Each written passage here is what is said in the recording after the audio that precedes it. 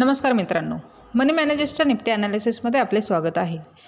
फ्रायडेला Nifty gap down open झाली 25,433ला आणि 5 ते 10 मिनिटांमध्येच जो स्ट्रॉंग सपोर्ट होता 25,340 तो ब्रेक केला आणि 25,318चा लो बनवला। त्यानंतर अपसाईड मूव्ह करत 25,550चा हाय दिला आणि 25,510ला क्लोज झाली। म्हणजेच एकंदरीत निफ्टीने 25,300चा सपोर्ट घेऊन एक अपसाईड मूव्हमेंट दिलेली आहे।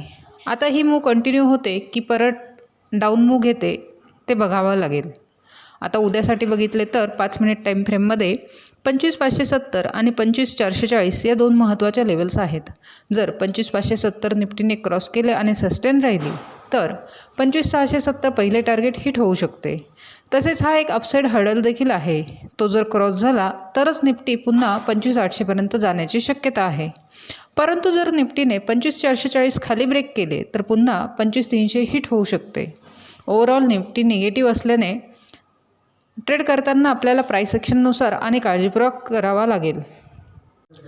अशाच निफ्टीच्या ॲनालिसिससाठी चॅनल सबस्क्राईब करा, तसेच व्हिडिओ लाईक आणि शेअर करा।